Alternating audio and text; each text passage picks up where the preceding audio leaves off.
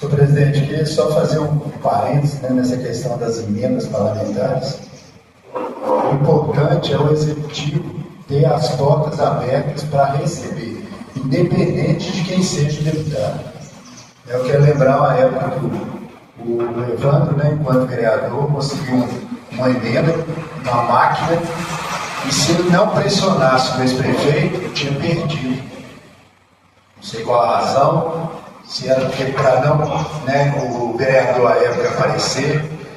Então é o que eu friso muito, essa questão da emenda impositiva, né, que é o instrumento para a gente trabalhar no município em prol da população, e que na visão do executivo, pelo que eu ouvi, que não pode acontecer, porque senão o vereador vai ter muito poder de executar benfeitorias para a população. Então, assim, a gente precisa ter esse entendimento, independente de quem seja, né, o parlamentar que envia, o executivo tem que executar para não perder esses recursos. Já aconteceu aqui, né? Então é só mesmo para fazer um parênteses nisso. Essa questão da regularização fundiária, eu estava, né, ainda tem a demanda no Vale do Sol, e a primeira pergunta que o representante da CEMIG fez foi como que está a regularização fundiária no seu município. Que a partir do momento que ela está sendo efetivada, as empresas, né, a CEMIG, Copasa, elas já têm uma responsabilidade de criar uma infraestrutura para aquela localidade. Então, na época, foram cortados várias residências lá, né, com ligação clandestina. Estive lá, fiz uma reunião com o representante da CEMIG, lá não tem rede. Eu até na época eu mencionei para ele como que você vai cobrar da população instalar um padrão se ela não tem onde ligar.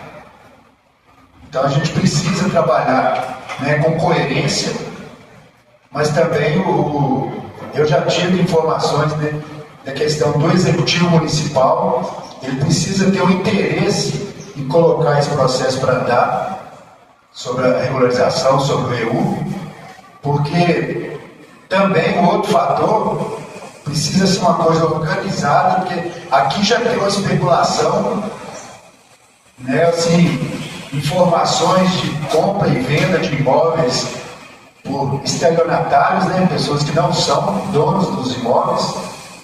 Infelizmente, né, muitos proprietários nem sabem que tem lote aqui em São Joaquim de Minas, e alguns, talvez por ter informação privilegiada, cercam os donos.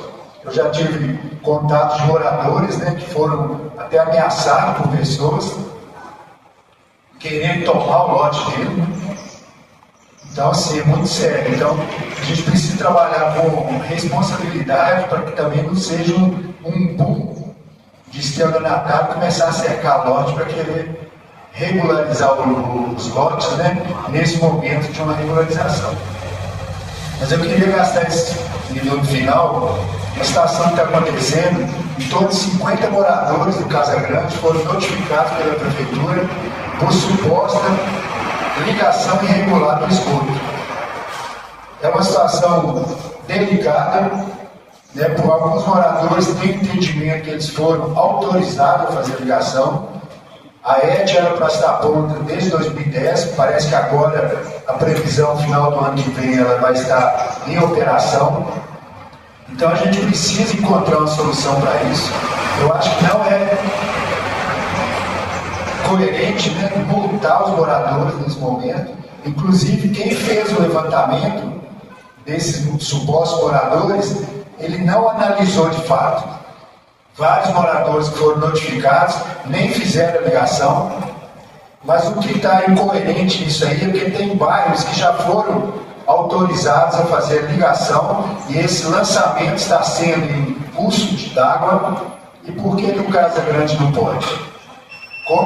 Só completando, por favor, como eu fiz naquele abastecimento de água lá no Casa Grande, acionei o Ministério Público, a minha intenção é conversar com a promotora para que a gente possa ter uma reunião e encontrar um caminho de coerência, mas que possa liberar os moradores para fazer a ligação por um período até que a estação fique pronta e já resolva o problema do bairro.